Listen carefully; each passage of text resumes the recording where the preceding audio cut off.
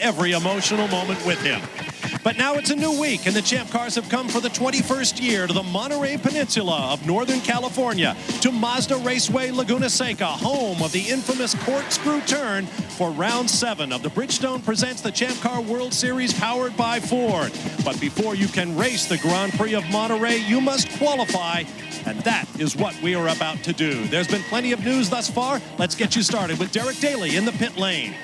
Well, Bob, man of the moment from Milwaukee is not on the pace here. Michel Jourdain has struggled to get that all-critical balance. Two cars that are running very well, they are Rainier's. Mario Haberfeld was 4th fastest this morning in practice, and Thiago Monteiro was right behind him in 5th.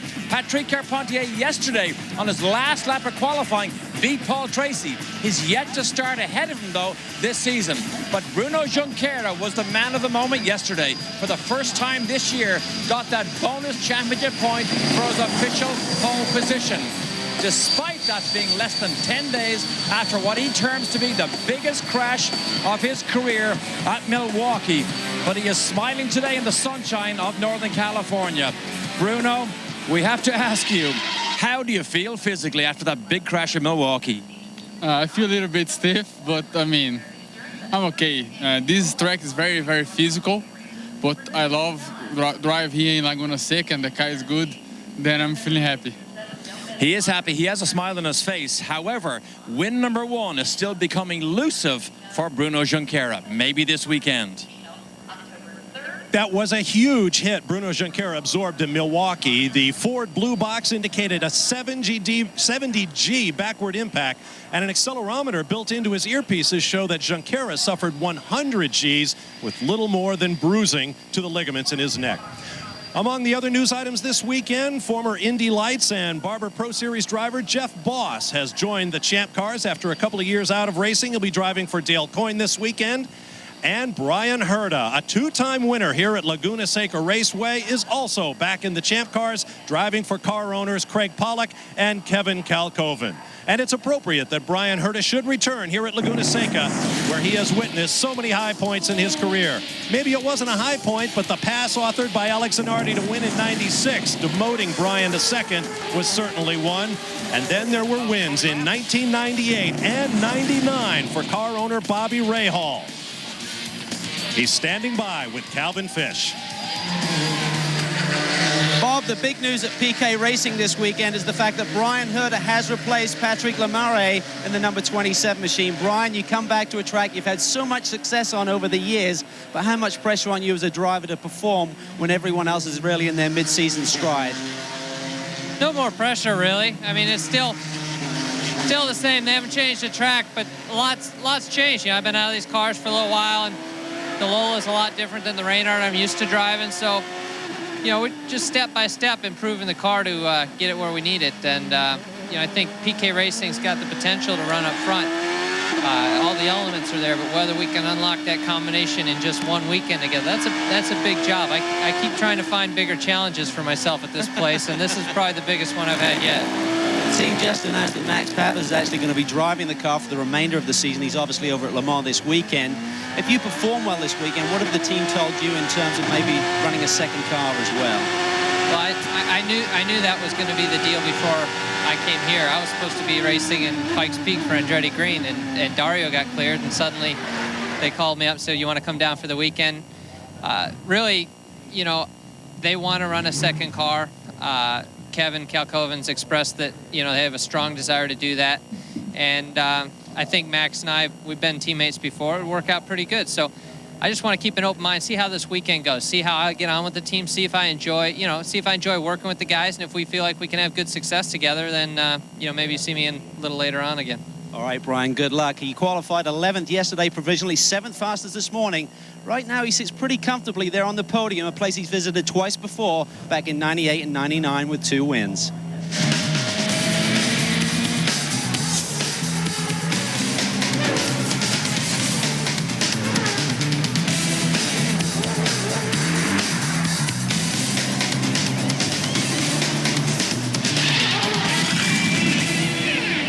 We have have another typically perfect day here in the Northern California paradise of the Monterey Peninsula as we welcome you to round 7 of the Bridgestone Presents the Champ Car World Series powered by Ford, the Grand Prix of Monterey. Final qualifying coming your way here on Speed Channel. Hello again and welcome everyone. I'm Bob Varsha. It's been an absolutely spectacular weekend thus far. The kind of weekend that we live for here at Speed Channel with Le Mans, live coverage of F1, the Champ Cars here in California, stock cars, and a whole lot more. We hope you'll settle in for the entire weekend with us. With 6 races now down, we're a third of the way into the Champ Car season for 2003, and it's time to take stock just a little bit. At this point, you better be making your move on the championship. We have 9 races coming up in the next 12 weeks. Here's a look at the points as they stand, along with the average finish of all of the top 5 drivers in the championship. And here at a track with the greatest rises and falls in elevation, we've seen plenty of rising and falling in the championship's hopes of these guys. You see, in the last 25 years, all of the champions have finished with an average finish of 6.1. On this list, only Michel Jourdain Jr. and Bruno Junqueira have an average finish that fits within that admittedly arbitrary envelope. With me now is Tommy Kendall. Tommy, what do you make of those numbers we just looked at? Well, they're only so useful. It's kind of a rear view mirror. You don't need to be a genius, or obviously I wouldn't have figured it out, but that Paul Tracy and Sebastian Bourdais do not have the momentum right now. The important thing is, how do you get that back on track? If you focus too much on a stat like that, you might say, gosh, we're in trouble. We need to really get back on track and maybe change too many things. You need to address what went wrong and put you in this situation, but you can't change wholesale because a lot of what they're doing is working. Well, Paul Tracy came into the year with 3 victories. Let's take a look at his season to date with all of its ups and downs. St. Pete, no problem. What a way to open the season. On to Monterey, Mexico, P1 for PT. And then at Long Beach, his 3rd win in a row. Pole at Brands Hatch as we began the 2-week European string, but then it all went up in smoke and flame. No points in England. Locked into a high downforce aerodynamic setup. Paul was passed early and often on the Euro Speedway Lausitz, finished well back. And then at Milwaukee, it was the old PT passing at the beginning of the race. Great battle with Oriol Servia running up front, but off his final pit stop, the left rear wheel came off, and Paul Tracy came away with 1 point. Let's go to Derek Daly. We actually anticipated that Paul Tracy may not be one of the early guys out trying to wait for the track to get a little bit better. However, he is first strapped in. To give you an idea of the mindset, now remember, Paul Tracy has never won this championship. P3 was the best he's ever done. But I asked him about 15 minutes ago, has Patrick Carpentier ever out-qualified you this season? He said no, and he's not going to this afternoon either. That's a little indication to it, the mindset, but he's got to put points in the bag here this weekend. Make no mistake about it, Paul Tracy is a man on a mission this weekend. Joining me now is Scott Pruitt, who has raced here at Laguna in many different types of race cars, including the Champ Cars. Tomorrow is the race, Scott. Right now we've got qualifying. What do you have to do to go fast around Laguna? This is one of those tracks that you got to start up front. Qualifying is a premium, very difficult to pass. So what's that mean? That means you got to put 95% of your effort into qualifying. Yeah, the downside of it is when you go out there to qualify, you got to make it happen in lap 3 or lap 4. That's the premium on the tire. With that set of circumstances, you got to make it happen. You cannot take a chance on getting blocked. Whatever the case, if you want to have a solid chance at winning this race tomorrow, you got to start up the front. Here's the kind of thing we're talking about. 20 previous runnings of this race, only twice has the winner come from further back in the field than position number 3. Max Pappas back in 2001 from 25th, and Jimmy Vasser in 97 from 6th. There's always great action around Laguna. Paul Tracy a year ago lost the rear wheel. Where have we heard that before? Paul climbed out, did a little housekeeping. Down in turn 2, the Andretti hairpin. There's often a gathering of Champ Cars best.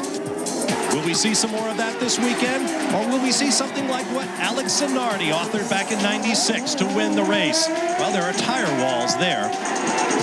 We'll take a break and return in a moment. We'll be bringing you the race on CBS tomorrow, live, beginning at 3:30 p.m. Eastern Time, and we'll be back for qualifying in a moment. Brought to you by Bridgestone Tires, advanced technology that gives you a grip on the future. And by Ford. If you haven't looked at Ford lately, look again. Welcome back to the Monterey Peninsula on this weekend that Ford Racing and Ford Motor Company celebrate 100 years. All our best to them up in Dearborn as the celebrations go on. You're on board with Sebastian Bourdais. We are in the 10-minute brief practice session before we'll have a short break during which the crews can work on the cars. And then they'll be sent out for 40 minutes of qualifying with 25 minutes of guaranteed green flag time. Here's a look at the rules of qualifying. We're in that opening 10-minute session, unminuted laps at old tires, then the break, then 40 minutes of qualifying. 15 green flag timed laps per driver. And if you should go off and cause a red flag, you lose your fast lap. That happened in yesterday's opening round of qualifying to both Ryan Hunter-Ray and Jimmy Vasser. We're on the Monterey Peninsula, about a 90-minute drive south of the San Francisco Bay Area. A great racetrack, 2.0 miles around. Scott Pruitt, take us around. Well, a lot of elevation here at Laguna Seca. Actually, right here, turn one, you actually crest. Go up the hill, pass start finish, crest the hill right there, and then downhill into turn two, heavy braking area. You'll see some passing up the inside right here. A lot of action always at the start. 3 and 4, very fast, pretty flat. As you get to turn 5, then it's uphill again. Turn 6, and you got to carry a lot of speed through there up the hill, really balls up, and then here, right up into here, that's a corkscrew. Drop off, fall down the hill. Then you need to carry a lot of speed down through this section, and then down into turn levy, heavy braking again, and an opportunity to do a little bit of passing and onto the front straight. A great, great racetrack. Let's take a look at some of the highlights now of the corkscrew. This is Paul Tracy, and this camera is mounted about 18 inches above his head, so you can see it's a blind corner. You better know where you're going. Very blind. Here's a good look at Michel Jourdain. Actually, the right front wheel gets off the ground as you make it in there. Good shot right here.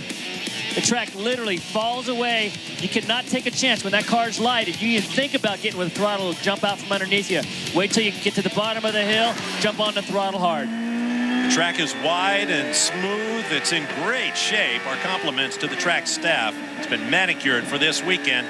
Let's take a look at the highlights of what the drivers have been able to do with it thus far.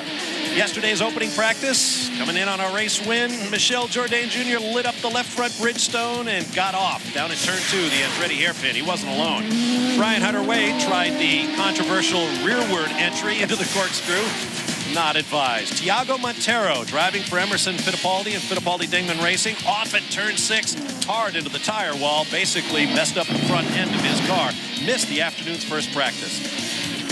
Here's a look at Bruno Junqueira going over the curbs, bringing up dirt. The next man through, Joel Camatias, suffered for it. Paul Tracy has had his moments here. Getting a little squirrely there down in the infield section. A little bit more of that here. And in the very high-speed right-hander in turn 4. Mario Dominguez has been quick all weekend, but he's been torturing the Bridgestones as well. That was in the Andretti hairpin. Roberto Moreno had a mechanical problem in the fast uphill left-hander at turn 6. Off he went into the tire wall, raising a cloud of dust. Michel Jourdain Jr. in the last 10 minutes of this morning's practice somehow just missed it over. He was just spinning and spinning and spinning. A little bit of stunt driving going on there. All these offs and spins show me something, which this is a kind of a curious situation. Some tracks you need to be aggressive, some tracks you tiptoe. Here it's kind of a little bit of both. You need to be aggressive, but there's not a lot of grip. So there really is a fine line. Like some places you really just back off your aggression and drive really smooth and tidy and you go quick. Here you need to be aggressive, but the line is very fine. You saw the guy stepping over it. You don't have to go very far to end up off track. Here's a look at yesterday's first round qualifying times. No Thiago Montero, no time yesterday after that off in turn 6, but he was the 5th fastest car on track in this morning's practice.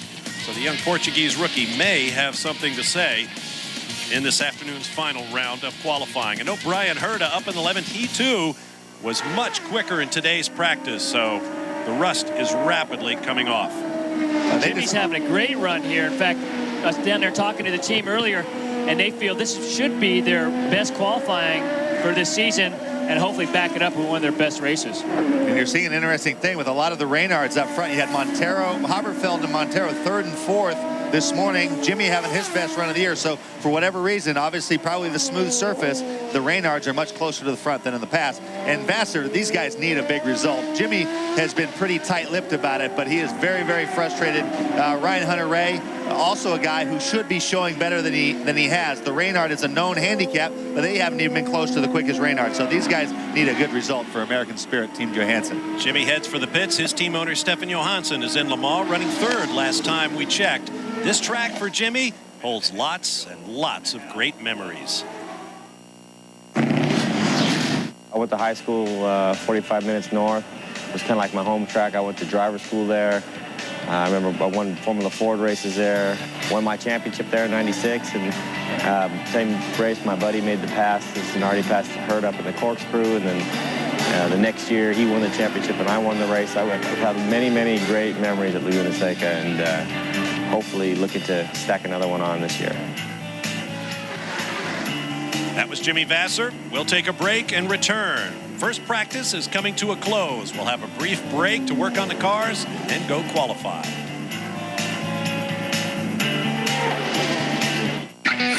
Here on Speed Channel, and hey, they're in North America. You don't have to get up at the crack of dawn. Our coverage begins at 12:30 p.m. Eastern Time. Peter Windsor with all the news from the paddock. We understand there's a lot of news coming up all this weekend. Check it out. The Formula One Canadian Grand Prix, only here on Speed Channel. We are in a 10-minute down session during which the crews will work on the cars before sending them out for a minimum of 25 minutes of green flag qualifying. Let's go to the pit lane and Calvin Fish. Bob, earlier this weekend, Conquest Racing announced a brand new sponsor for the rest of this season. It's Javril Swiss Timepieces. And that's really had a dramatic effect on this team. Mario Haberfeld been up in the top 5 times all weekend long. In fact, he's provisionally 5th on the grid, 4th this morning and 3rd in that short warm-up session. One of the reasons is that his engineer is Andy Borum. Now, the guy who owns the track record here is Elio Castroneves back in the year 2000 with the Penske team. And at that time, Andy Borum was his engineer. So certainly some good chemistry there, a good setup to start the weekend on.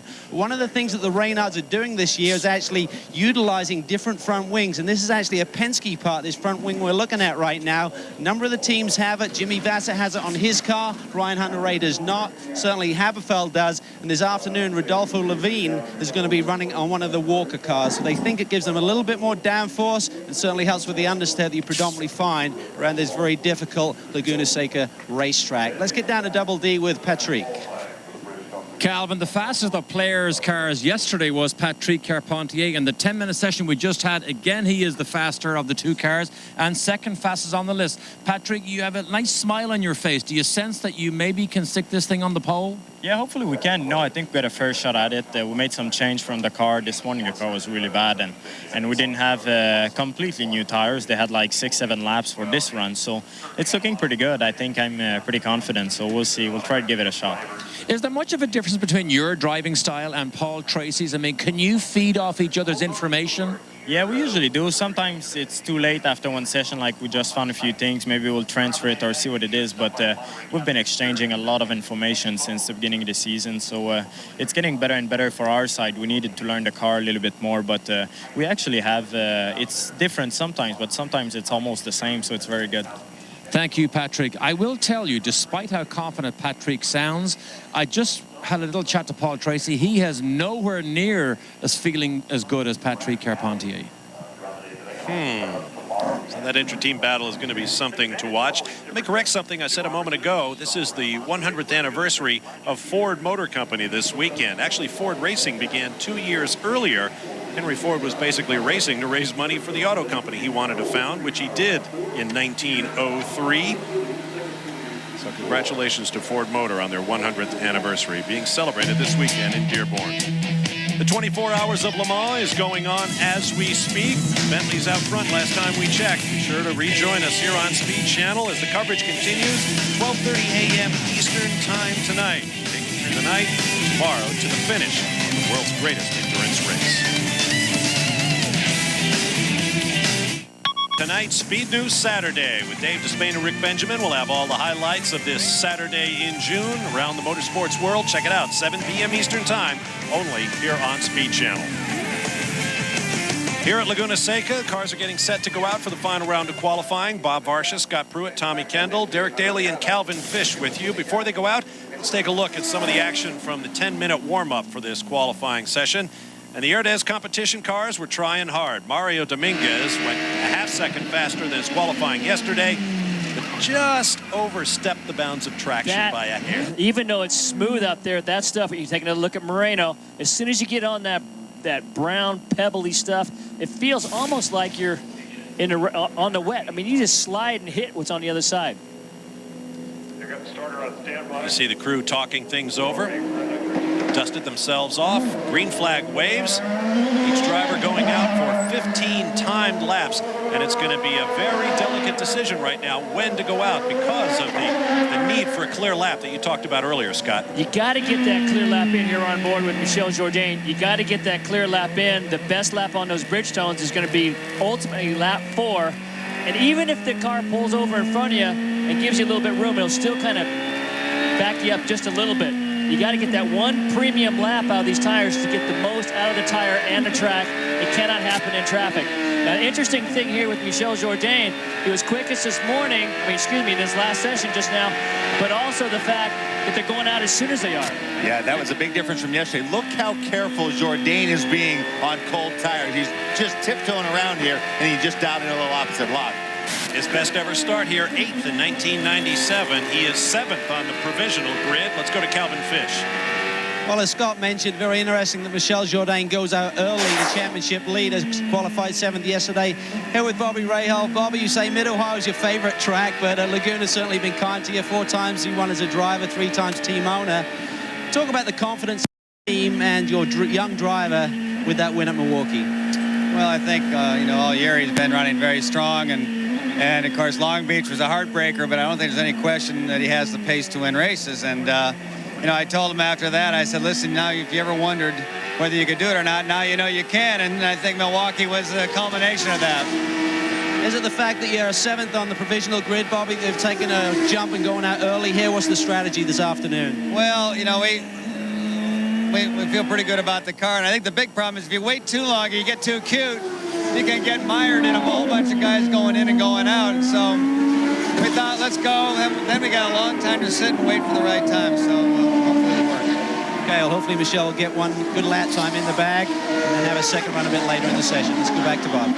Now, a little update from Milwaukee. We went off the air. Michel had promised when he won a race finally they would party for a week, but they had this problem with the test scheduled on Monday. So I ran into Michel and all his people. There's a lot of hugging and crying and tackling going down in the paddock. So I said, give me Bobby's cell phone number. So I drunk dialed Bobby Rahal and said, hey, Bobby, we need to cancel that test. Please advise. Surprisingly, I never heard back from Bobby. And interestingly enough, they did go to Mid-Ohio, and it was rained out. Oh, my God. To follow up, when he got back to Mexico, he went out with his buddies on Wednesday night, and Adrian Fernandez actually came down on Thursday, and they celebrated big time, and Michel didn't feel like it after Wednesday night, but he says Adrian drinks so rarely, so the tequila was flowing. I said, did you get Adrian drunk? He said, yeah, but not as drunk as I was. On board, a hot lap for Michel Jourdain. As you saw, he went up over that brow. That, too, is a blind corner here, Scott. Down into turn 2, off turn 2. Now, this is a real flat area. You don't get much grip. You got to be right on the edge here. You see, use up every bit of track you can. Let off, right back on the gas. Again, use up every bit of track you can up through the gears. Now, this is the track where you get a lot of what's that's called push loose, where there's so little grip mid-corner, you get a lot of understeer, and when you dial in a lot of that lock, eventually it finally is enough, and it snaps and pulls the back end around. Now, watch on board going in the carousel. There's something the drivers use. Now, this is higher than Michel's sight line, but right when he turns in, you'll see some trees. At cockpit level, that tree right there in the distance, you only see the top of that tree, and a lot of drivers use that as a reference point when they're leaping off the top of the corkscrew. That's right, the carousel comes up in Mid-Ohio. Bowl effect there at turn number 10 helps catch the car, and then the very flat turn 11. And this is where the guys need to be careful. I mean, on a couple laps, you can get that little extra grip out of the rear tires. You don't have to worry about the tire spin. Let's see what he can do. 10.5. Lap 3. Now this is the clip. This is the lap. The lap 4 should be the fastest lap on this set of tires. Let's see if he can make that improvement. That 10.5 puts him at the top of the charts in this, the second round of qualifying. Bruno Junqueira's already locked in a front row spot with his 110.040 from yesterday.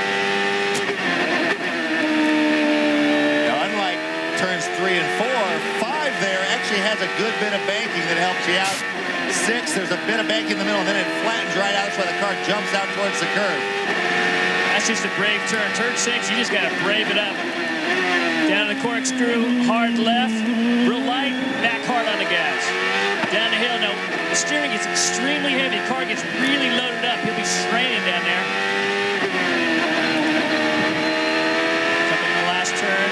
This looks pretty fast. It's a good bit quicker than the 10.5 he ran on the last lap.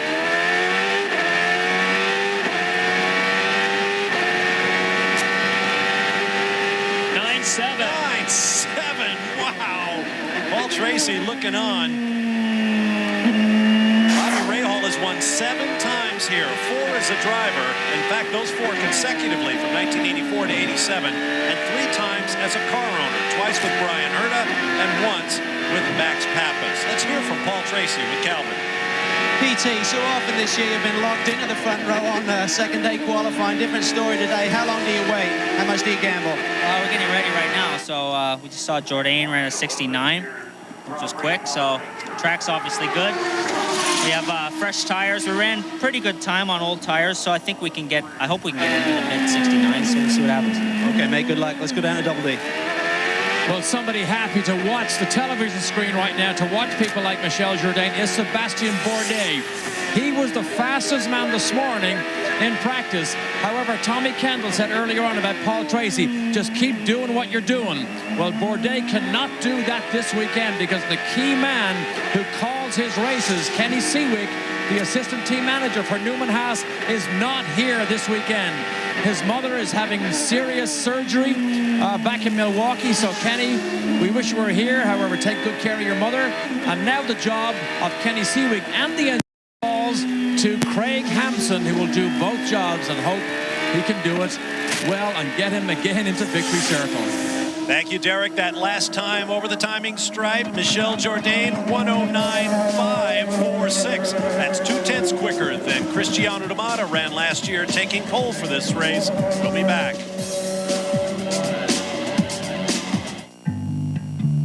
Welcome back to Laguna Seca. ASA Racing coming your way tonight from I-70 Speedway in Odessa, Missouri. Close enough to Kansas City to call it home. Check it out live tonight at 10 p.m. Eastern Time here on Speed Channel. Welcome back to beautiful Monterey, not far from Pebble Beach, Cannery Row, a place that John Steinbeck made famous in his novels. There is Jimmy Vasser, a former winner on this racetrack, clinched his championship in 1996 here.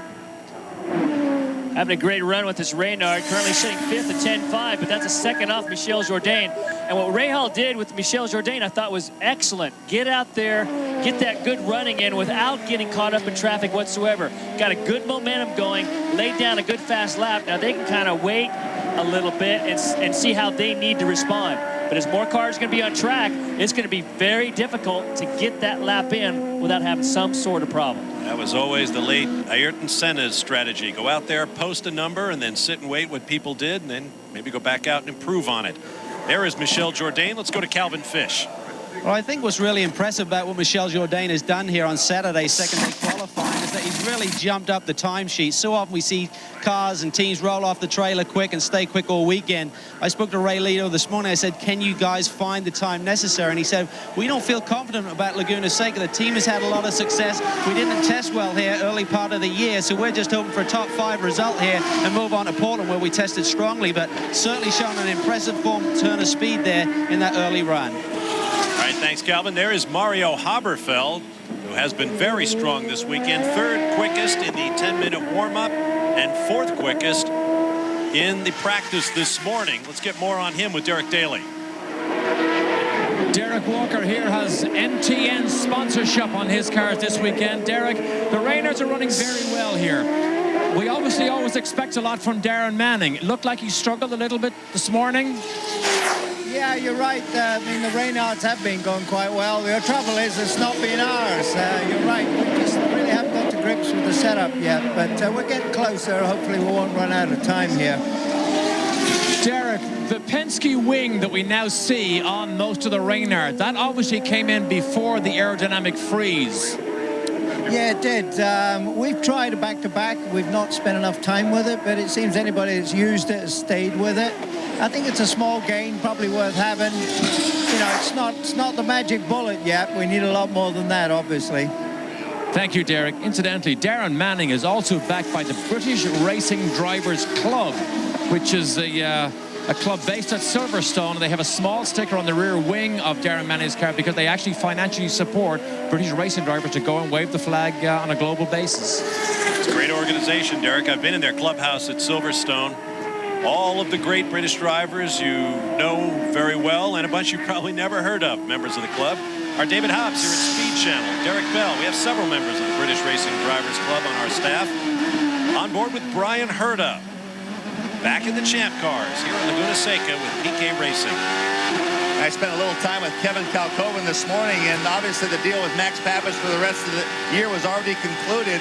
I didn't know that at the time I was talking to Kevin, and Kevin said Brian did himself a lot of good within the team. First thing, when he showed up yesterday, he told the guys, he says, I'm here to win this race. You guys better be on your game. And Kevin said everybody kind of perked up, got really serious, and that's bled over. Secondly, last night, he said there's something wrong with the diff. It did not show up on any of the data, any of the telemetry. He said there is something wrong with the diff. They eventually found something in the reservoir on the diff was not correct. And so, again, his stock raised within that team. So in terms of the efforts, both this weekend and to try to get a second car out for the rest of the year, Brian hasn't done himself any harm.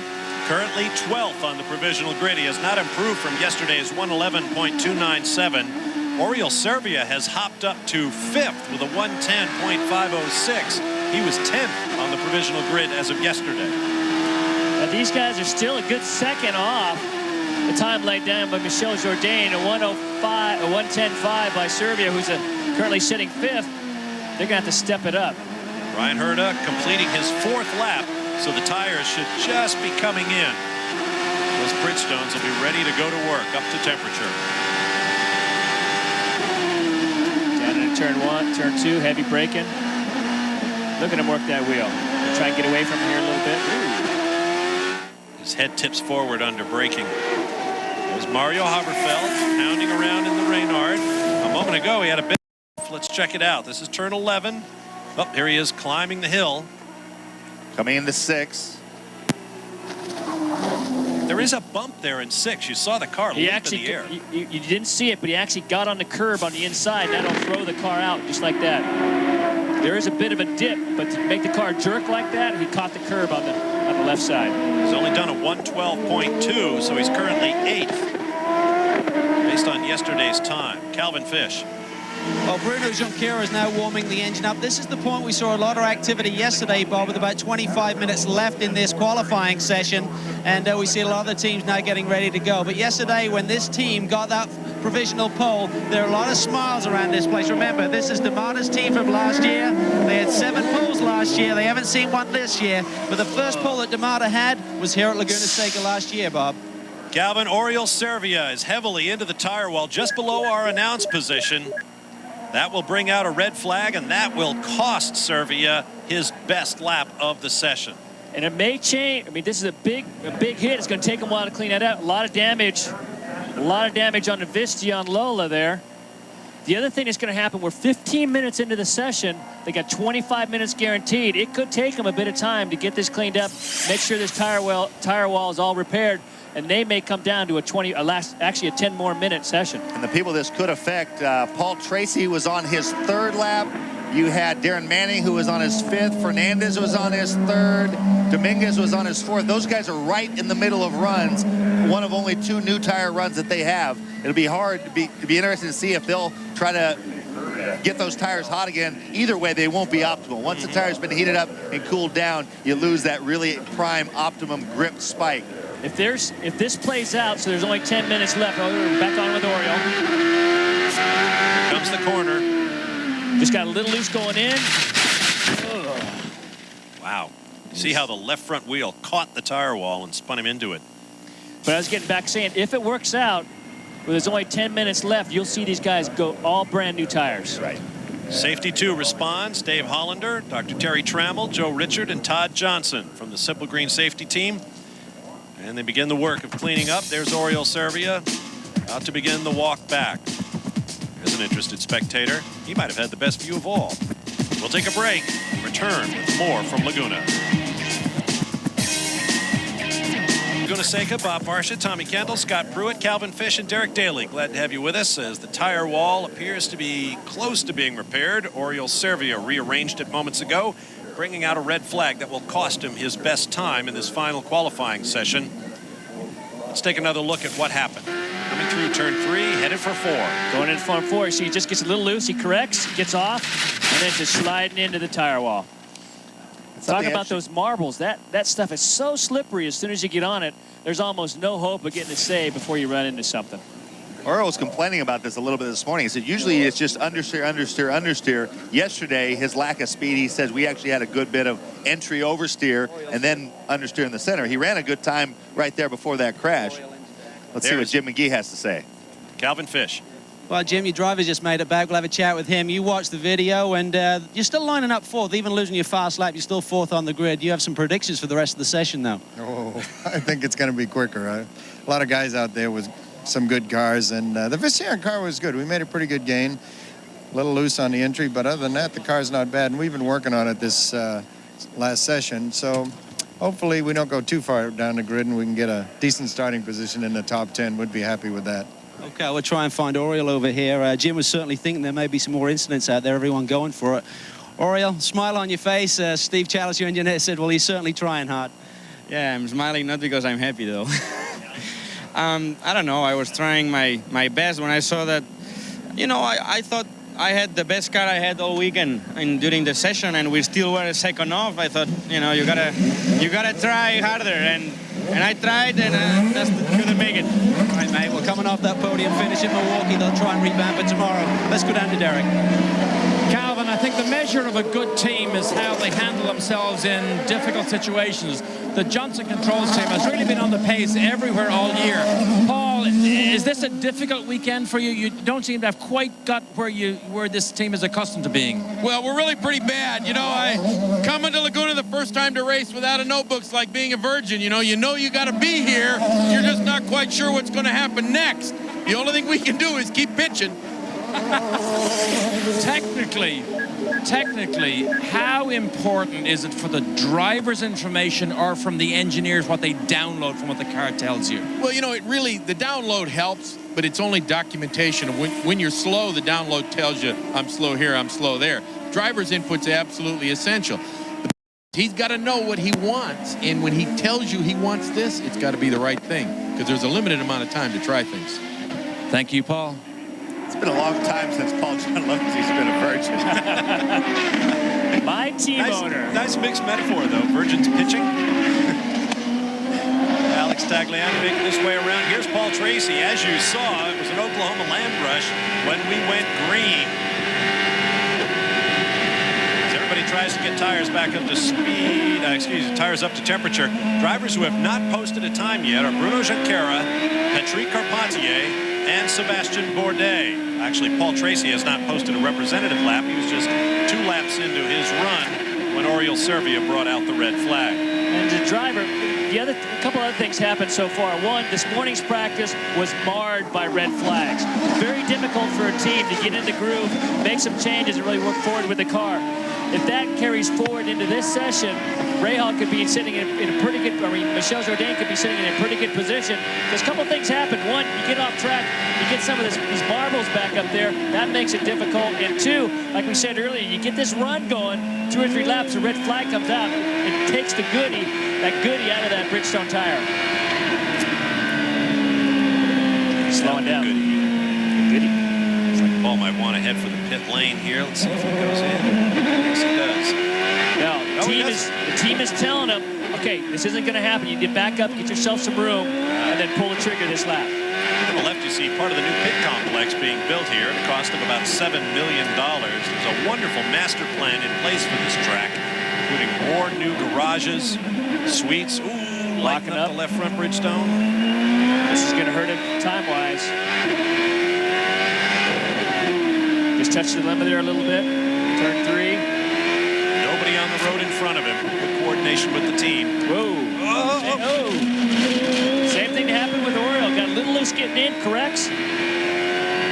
Quick hands. See the location of that onboard camera above his head. That was the view of the road ahead. He is sitting well below that camera perspective. Climbing the hill. Gather his composure here. Focus on getting a good lap going. Sure, there's an annual bicycle festival called the Sea Otter Classic, and they use this racetrack for some of the long road races. You haven't lived till you've seen a peloton of about 180 riders going down the corkscrew.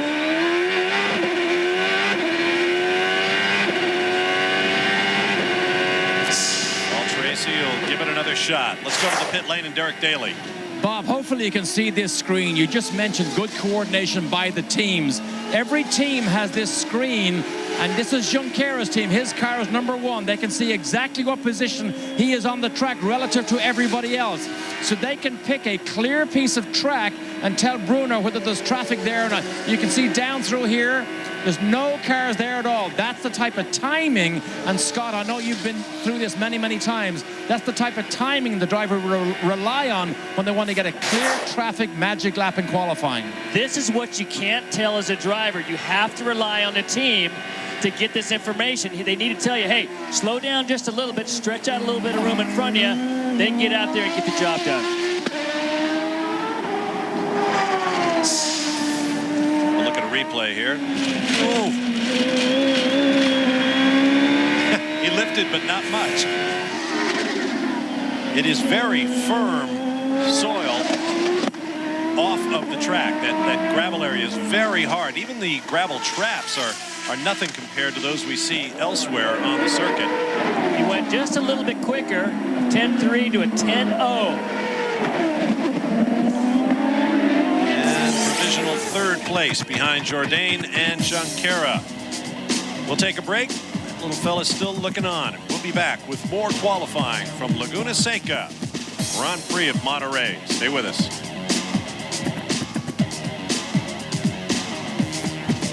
Welcome back to final qualifying for round 7 of the Bridgestone Presents the Champ Car World Series, powered by Ford, here on Speed Channel. Bob Barsha, Tommy Kendall, Scott Pruitt up high, Derek Daly and Calvin Fish in the pit lane. Mazda Raceway Laguna Seca in Monterey, California. Michel Jourdain is the provisional pole sitter with a lap at 69.546 seconds. Bruno Junqueira has logged in at 69.868, about a 0.2 improvement on his provisional pole time from yesterday. Paul Tracy and Patrick Carpentier have the 2 players' cars on row 2. Jimmy Vasser is currently 7th, just having been bumped by Darren Manning, and there is Jimmy, the 97 winner, sitting in the pit lane. Calvin Fish. Well, interesting that it's Manning who's bumped him, another Reynard. Certainly showing some form here, as we've mentioned already. But Jimmy has reported to the team the car is the best it's been all weekend. I have a lot more time to come.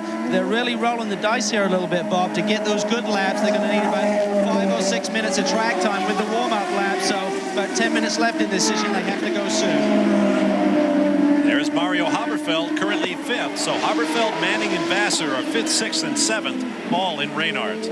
Now Patrick Carpentier bumps them. No, they remain 5th, 6th, and 7th. Carpentier logs in at 110.094, just 0.08 of a second slower than his teammate Tracy. I see a lot of traffic out there right now. Diego just went off the bottom of the screen. It's critical to get out there and get that run without traffic in front of you. This is a real momentum track. You got to be able to get it done lap 4, lap 5. I think what Jimmy was doing, I mean, he's waiting until late, but these guys are still finishing their first run that was interrupted by the red flag. So I think Jimmy's going to wait for all these guys to duck in and then head out. He ought to be out there now putting in his first, second, and third laps. Good point. Yep. So that he's up to speed, because it'll take him a few minutes to do that. Less than 9 minutes to go in the session. That's exactly what we're just hearing on the radio. He's waiting for the cars to come in before he will go. He needs to be at speed when they come in, or he's going to be on his 4th lap when they're coming out for their 2nd run. And the fact that they're going to be taking a little extra time because they'll be on sticker tires, it makes it difficult. What you say, Tommy, is exactly right. He should be out there just getting up to speed now. These guys are going to be peeling off next time by, and he'll have his chance to get it done while they're sitting in the pits. Tiago Montero closes up a bit on Mario Haberfeld. Let's hear from Derek Daly about Paul Tracy. Bobby has just put on his last set of new tires. He told Tony Sekeli his big problem is turn 4. Tony Sekeli simply nods, looked at his chief mechanic and said, go do it. They went to the back of the car and they've actually changed the differential. Scott, you know how they take off the third spring that's in the middle and shock absorber, take off the big cover and get down and work and change the differential for Tracy. And that's a big piece that they've, we just started doing that when I was driving in 98, 99. You can do a lot of adjustment with that diff. If it's loose getting in, you want to tighten it up so it actually makes the car a little bit more stable getting in. If it's picking up a push it entry, you want to open it up a little bit, make it a little bit more free. Talking to a number of the drivers this morning, a lot of these guys are doing diff work. On board with Sebastian Bourdais, who has yet to log a hot lap. He's currently 10th on the provisional grid. His father is driving at Le Mans this weekend. His father, Patrick, is driving in a GT car with Vanina Nix, daughter of the great 6-time Le Mans winner Jackie Ickx, and Roland Berville of France. When we last checked, they were 37th in the overall. Other drivers at Le Mans with Champ Car connections, Max Pappas currently running in 6th, and Stefan Johansson in 3rd with the champion Audi team. We'll take a break while Sebastian comes up to speed. Return with more. Entering those happy few minutes at the end of qualifying at Laguna. Welcome back to Laguna Seca. Here's a look at what's coming up tonight here on Speed Channel. Speed News Saturday at 7 p.m. Eastern Time. 24 Hours of Le Mans update at 7:30 p.m. Eastern. Then ARCA Racing from Michigan at 8. And the ASA at Odessa, Missouri at 10 p.m. Eastern. All of that and more coming your way this weekend. Sunday will be unbelievable. We have about, just under 6 minutes to go in this session. There is Bruno Junqueira, currently second on the grid with a 69.868 second lap, 0.3 off of the provisional pole sitter, Michel Jourdain. There's Adrian Fernandez, currently 11th at 60.703 seconds. On board with Bourdais. Coming down to the corkscrew right now, using up and over the curb onto the inside. See some understeer through the high-speed turn 9. That's common. You almost always have some degree of understeer in 9. And the heavy steering effort that Scott was talking about as the downforce piles on and the road compresses. Should be a fairly quick lap for Bourdais. A 10.8, but he has a better, a 10.7 yesterday, so he remains 10th. Slowing down. His teammate is second. Let's get more on Bruno Junqueira with Calvin. Well, he's actually very happy with the car on his first run, which was interrupted. He said, don't change anything, just give me new tires. But he has a considerable gap to make up to Michel Jourdain, but he's warming the tires up now. Let's see what he can come up with. See the order across the top of your screen. Checking the times at the turns for Bourdais. That was a little inelegant. Every bit of the track, up towards the corkscrew. Down through the gears. Losing time.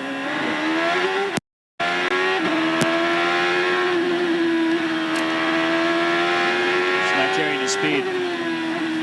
One of the rare opportunities for Bourdais to race on a track that he is somewhat familiar with, having tested here. He's talked about the flow, how much he likes the flow from corner to corner, but you just mentioned, Scott, he's not carrying the speed. It's not tidy. He does go quicker, moves to 6th, but certainly doesn't look as tidy as some of the other guys we saw. He's down there in turn 2, picking up some understeer. 9 laps in the books for Bourdais, picking up Mario Haberfeld now. He's working his 12th of the 15 allotted, currently 5th. Haberfeld has been spectacular to watch. He has really been digging. And it's shown good speed in every session. There's a look at our top 10. It's a 10.5 for Haberfeld, just a couple tenths off his best. Here's Jourdain, currently pole sitter. Of the top 10, only Darren Manning is in the pits. Everybody else is out there, including Michel Jourdain, with whom you ride. Up to the corkscrew. Hard left. Downhill, right. Looks like he must be waiting. The Machine must have called in and said, hey, back it up a little bit. There's traffic in front of you.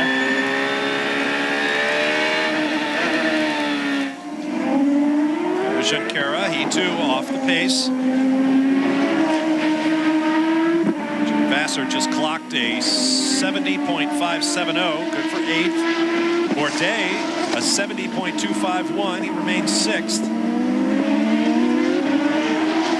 Adrian Fernandez heads around, he's got traffic ahead of him. Derek Daly. Fernandez is fighting a loose condition. They cannot get rid of this oversteer in this car. Remember what happened last year when Adrian Fernandez crashed on the first corner? And that pretty much derailed his season because he never recovered, had many accidents from then on. He hopes this weekend can be the start of something very, very different if he can get rid of this loose condition. On board with Paul Tracy, who has a 69.671. He becomes the third, make that 4 drivers now in the 69-second zone as Patrick Carpentier just followed his teammate below 70 seconds for a lap. He's just aborted this lap. That was only 1/1300ths off Jourdain's prior pole lap. On board with Brian Herta, coming down the corkscrew. Brian currently sitting 13th. Coming down the hill. A lot of these guys are trying to find open spot. They're calling back to the crew going, hey, help me find an open area, guys. I got to get a run, but I can't have anybody hold me up. 3 consecutive poles here at Laguna Seca for Brian Herta, 97, 98, and 99. 70.943. Every driver lowers the pole by 1/100th. Everybody has improved on Friday's opening qualifying performance. And everybody, with the exception of Oriol Servia, who will not be back out after that crash that brought out the red flag, is in double digits in terms of laps. 69.575 for Patrick Carpentier. He moves ahead of teammate Paul Tracy. Derek Daly spoke about that, the intra-team rivalry at Players Foresight at the beginning of our show. Patrick last year was very fast on these permanent circuits. We're at Mid-Ohio in a very dominating fashion. Looks to be continuing a very strong pace here. Came out of the box running very strong. It looks like he's putting the players' cars on pace. On board with Tracy. Interesting to see it. It would be rare to run your quickest lap, abort a lap, and then come back and have the tires be there for you. Unless you've made a big mistake, it's hard to overcome the edge that you lose by having the tires start their fall off. Checkered flag. Paul Tracy will not get that lap started in time for it to count. 9.68, 100th slower than his prior best. Those drivers on hot laps will get to complete them. Several drivers are now out of laps. Roberto Moreno, Mario Dominguez, Thiago Montero. Here's Jimmy Vassar, currently 9th. The lap that put him there was his last lap, so he will be able to finish this lap. He's aboard, coming in. Michel Jourdain picks up the pace today. Still out there. Here comes Bruno Junqueira. Moving slowly. He's off. That's it for him. This should be an interesting lap for Michel. This should be a fast lap. He doesn't need it. Better, but doesn't. Yeah, exactly. Does not need to get it done. 9.568, 300ths. Slower than his best. Just for an explanation point, another lap faster than anybody else's best lap for Jourdain. This bunch has it all together. 20th pole for Team Rahal in Champ Car competition. Hugs all around. It's been a good weekend thus far. We'll see if Derek Daly can get a comment from the 3-time champion, Bobby Rahal. Derek? Let me grab Bobby Rahal here, celebrating with all his crew members. Bobby, that was a stroke of genius to send your man out when there was nobody on the racetrack. Well, I think, you know, he backed up the time right there at the end. He went a little bit quicker, but obviously they made a big change in the car and it worked, and he drove beautifully, and everybody took a shot at us, and it wasn't enough. That's the interesting thing, Bobby. You didn't start on the pace here, but yet technically they were able to work through things and put them right to the top. That's obviously impresses you. Well, it is, because more often than not you don't come off the trailer right, and you got to work your way through it. And I'm pleased that we were able to identify it and get it right. Every race Michel's just getting stronger and more confident, and you can really see it in how he debriefs and what he wants in the car. Are you enjoying this ownership gig? Well, on days like today, I do. I spent some time with the team yesterday morning, and there's just an air there that they got things in hand. There's a good feel. All the crew guys, nobody's making mistakes. This could be a championship run for these guys. Bobby Serious Rahal has run. big-time responsibilities this weekend. He not only owns the pole-sitting car, he's also the Grand Marshal of this weekend's 21st annual Grand Prix of Monterey. Isn't that a conflict of interest? Grand Marshal and owner of the pole-sitting car. I guess it lets you in on all the secrets of going fast around here. Second pole for Michel Jourdain. The first came at Long Beach 4 races ago. Everything is going the Mexican driver's way right now. Here's a look at the top 10. Jourdain and Junqueira on the first row, then Carpentier and Tracy as Patrick outqualifies his teammate for the first time this year. Bourdais and Fernandez on row 3, Oberfeld and Manning on 4, Jimmy Vasser and Roberto Moreno, the veterans, on row 5. We'll take a break and return to hear from our pole sitter, Bruno Junqueira, and his engineers talk about what might have been. We'll be back. The distance, Salinas, California, one of the richest agricultural regions of the world. Qualifying is now complete for round 7 of the Bridgestone Presents the Champ Car World Series powered by Ford. The Grand Prix of Monterey, for the second time in his career that has taken such an upturn this year, Michel Jourdain Jr. is our pole sitter. Let's go to Derek Daly. We are here with Michel. If I can get through the photographers here, Michel, I have to say we're all impressed because you technically worked on this car and you timed it to perfection. That's what qualifying is all about. Yeah, the qualifying is about 1 lap only, and it's so good. Last year we wanted to improve so many things, but there was some things qualifying. We've done great, permanent road courses, and we come and get a pole. Short ovals, we were terrible, and we were at our first win. So, my team Rahal, my Gigantic crew is doing, I couldn't ask for more. Michel, have you discussed within your own team how important and vital it is to start on the front row and on the pole, in fact, here? Yes, everywhere, it's so competitive and it's so hard to pass, but here it's really hard to pass. So, yesterday we were 7th, and, coming in, I thought it was going to be impossible to beat the Newman Haas cars, and they were so strong, and we just timed it perfect, and we did three laps that would have got us on pole, so it was not casualty. Hey, the celebrations continue here for Michel Jourdain. Thank you, Michel. This is Team Rahal's 4th pole position at Laguna Seca. Calvin? Well, Bruno Junqueira debriefs with his engineer, Rocky. And Bruno, provisional pole yesterday. I know you're disappointed. You wanted the pole today. But the racetrack seems really difficult this weekend. It's very slippery, hard to keep the balance in the race car. How was yours today? Yeah, I think our car was very good in the morning. But on the first set of qualifying, I think it was pretty close, but we didn't get a good lap. And I may have made a mistake. I asked for more front wing, and the car gets really, really loose on the second set, and I couldn't go fast. It's a shame that you left a lot on the table because the Pacific car was so good as you can, but let's prepare for the race. Predictions for the race tomorrow. You start on the front row. The start will be key here, as it always has been in history at this racetrack. But what about tire management? Are the tires staying underneath you for a full stint? Yeah, I have two sets of stickers. That's going to be really good that we didn't use this morning. And we have good tires for the race. The car seems to handle well with old tires. Yesterday wasn't too good, but this morning we work on the race setup, and I think we improve it. Maybe this is why we lack a little bit on qualify. I wasn't the proper to qualify. We didn't work on the qualify setup. Maybe we did a mistake on that, but going to still work and try to get a good result tomorrow. All right, Bruno, best of luck tomorrow. Just a quick note on his teammate, Sebastian Bourdais. We understand there was some kind of engine problem on his qualifying runs this afternoon. Meanwhile, let's get down to Derek Daly. Well, Paul Tracy is here. Paul, not the type of result you wanted today, particularly as grid position has been so important here in the years past. Car just not there? No, I mean, we made a couple changes. We made that, you saw us make the diff change, and it just didn't really help us all that much. It just made the car really oversteery and difficult to drive. So, I mean, it was a handful out there.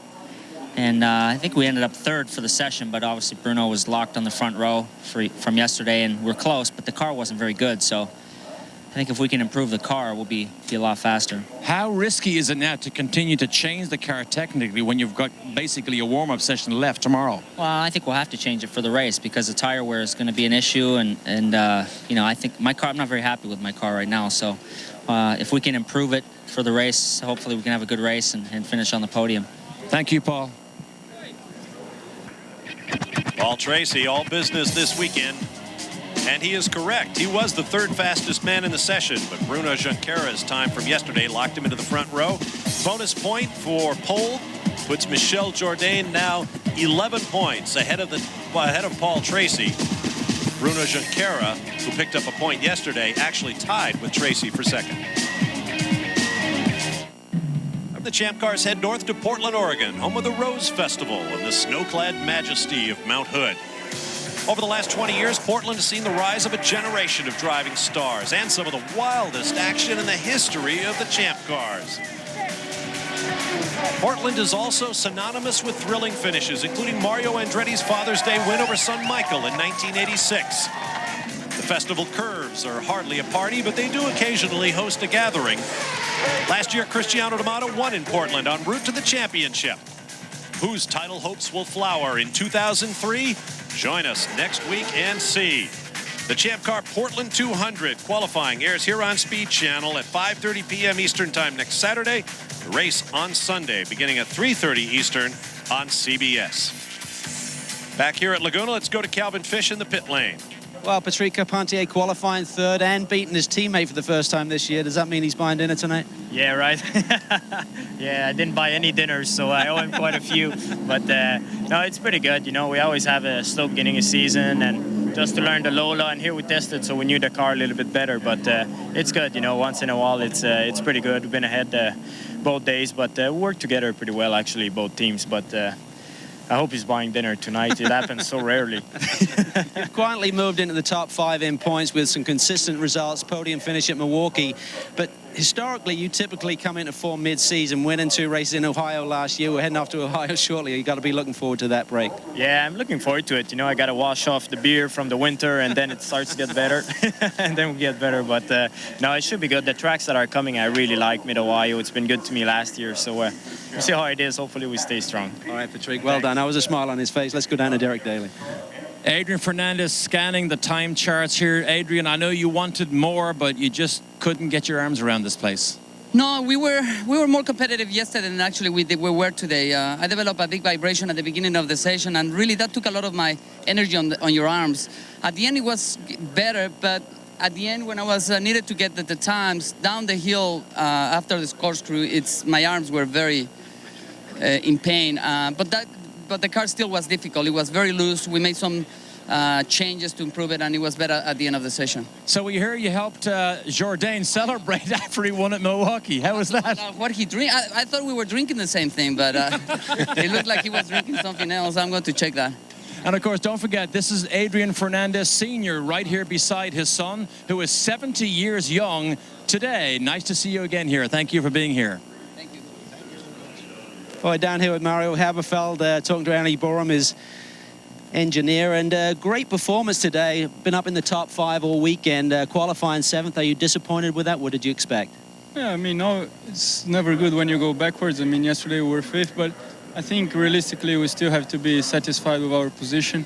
We're the top rainer, and I think we've done a good job. We're at the limit of our car's balance now. We need another 200 pounds of downforce, but I think we're okay for the race. This morning we set I think the 3rd or 4th quickest time on all tires, so it's looking good for the race. Just got to finish and we score some good points. Reynard is looking particularly strong here. Not only yourself, Jimmy's run pretty good, Tiago Montero, and certainly Manning in that qualifying session. Did you expect it to be strong here at Laguna? To be honest, no. We tested here in January. We were, I don't know, 3 seconds pace, so we weren't doing very well. We got that setup and changed a lot of things from that. and we're doing quite well. I think it's quite a smooth track, and that's good for the Reynolds. Problem is when it's very bumpy. All right, mate. Well, good luck tomorrow. Bob? Thanks very much. You heard Mario say he went back 2 spots. The biggest loser on the day was Mario Dominguez, who fell 4 spots from 8th to 12th. Don't forget to check out round 4 of the Toyota Atlantic Championship from here at Laguna. It'll air Monday at 1 p.m. Eastern on Speed. To Mazda Raceway Laguna Seca, let's check the standings in the Jim Truman Rookie of the Year chase. Sebastian Bourdais, with those 2 victories on our European swing, leads over Darren Manning by 19 points, followed by Mario Haberfeld, Tiago Montero, and Ryan Hunter-Ray. Bourdais is the highest qualified rookie in the field, P5. Haberfeld 7th, Darren Manning 8th, Montero 15th. Let's go to Derek Daly. With the fastest driver for the Herdez team, Roberto Moreno, you're the opposite end, of course, of the rookies. You've got so much experience here. A good day, because we saw you off the road earlier today, but good overall? Yeah, I made a little mistake this morning, but my crew put the car back together. They were very confident. We were very confident that we could put the car in the right setup like yesterday, and we did that. And I maximized the lap of the car could do on this racetrack today. So I was very happy. Although I'm more or less in the middle of the grid, I'm happy because I maximized that. We still need a couple work a little bit more to get the car faster, but I think we have an excellent race car with the Herdez competition car. Good. Roberto, you've been through Formula One, sports cars, everything. This team seems to be building probably more momentum than teams that we've seen this season. Do you get the same sense? I'm very happy because I haven't. Keith Wiggins was able to put a bunch of good guys together, and very quickly they working very well. So it's normally when you put a second car with all new people, it takes a long time for them to work together well and relate that to results. And that's why it's taking us a couple of races to get there, but it's getting much quicker than I thought. So the group is working really well together. I'm very happy also to work with Mario. Tom Brown, it's an excellent head engineer, and Chris and Brian as racetrack engineers are doing an excellent job, and we always have good pit stops. So I'm very, very happy with the team, the way it's growing so fast. And you will see very, very soon we're gonna make some good results out of this. Great. Wow. Thank you, Roberto. High energy man. If energy counts for anything, he will be on the podium tomorrow. Calvin? Well, we're down here. We just managed to find Darren Manning. He went for a leak after his good run there this afternoon. Darren, you have to be impressed with the performance today. You've never been here at Laguna, made a big jump overnight. Yeah, fantastic job by all the guys. You know, we worked really hard. I was struggling so much with the setup of the car. And this place, you know, with the corkscrew and these fast, high G corners, you don't want an ill-handling car around here. And we fixed it. We had a diff problem in the practice session this morning, which meant we didn't run at all. And we fixed it for qualifying. Jumped up there to P8, right, really close with the other guys. It was great. How does this racetrack compare with others you've driven around the world? Oh, I mean, this is really one of the true greats. You know, it's right up there with Spa-Francorchamps. You know, Eau Rouge is another famous corner like the corkscrew. And this is one track, you know, that I've always wanted to race on. You know, watching the champ cars over in Europe, and it's just absolutely fantastic. We've got TK up in the booth. He's always on top of the fashion world. He wants to know what's up with the little tweaks on the sideburns this weekend. I'm great. I'm just like his. You shaved yours off. They're turning grey. Yours are still good. Into a goatee later, like tags. All right, mate. Good luck tomorrow. Cheers. Darren Manning, one of the 2 drivers who improved the most from first to second round qualifying. Both he and Michel Jourdain improved 6 positions overnight. 7th to pole for Jourdain, 14th to 8th for Darren Manning. Now let's look at the points once again. As I mentioned earlier, Bruno Junqueira moved into a tie with Paul Tracy with his bonus point for provisional pole yesterday. So those 2 are now tied for second place, 11 points behind Michel Jourdain. We'll be back to California. Be on the track at Laguna Seca. For me, what I was impressed most of all, and Rahal just touched on it earlier on, when a team unloads and they're not on the pace, if they technically understand that car well enough, they can continue to make small changes to make the car faster and faster. That team today proved to me they understand that car technically. That tells me they are a huge championship threat to Paul Tracy. Calvin? Well, certainly Jourdain was very impressive. They have the momentum right now, Derek, and it wouldn't surprise me to see the climb to the top spot on the podium here tomorrow. But really, that blocking role that we saw come into place at Milwaukee is a lot more subtle when you get to a road course. I'll be interested to see how Chris Neifel and the other kart officials manage to handle that tomorrow if the guys get a little defensive in their driving. Bob? Thank you, Calvin. We'll give you a look at the final results, the grid for the Grand Prix of Monterey. The Champ Car World Series powered by Ford. Final thoughts from the booth. TK. Well, I mean, we've got a heck of a championship battle shaping up. We got Jourdain coming into form big time. Junqueira, who's kept himself close, finally starting to show some speed. Tracy and Bourdais, but Jourdain is close to breaking this thing open, running like he's running. Scott Pruitt. I got to mirror what TK said. Jourdain is in a perfect position, spending some time with the team. They just got that air that things are buttoned down. His issue was not the race, more qualifying. He stepped it up this year, getting pole positions. I think he could break this thing open. I think he could. You just saw all that's coming your way tonight here on Speed Channel. We're going to head for Cannery Row, I think, for a little fun and games here on the Monterey Peninsula. Be sure to check out the Champ Car Grand Prix of Monterey tomorrow, beginning at 3:30 p.m. Eastern Time on CBS. I'm Bob Varsha for Tommy Kendall, Scott Pruitt, Calvin Fish, and Derek Daly. We'll see you tomorrow. So long for now from Mazda Raceway Laguna Seca in Monterey, California.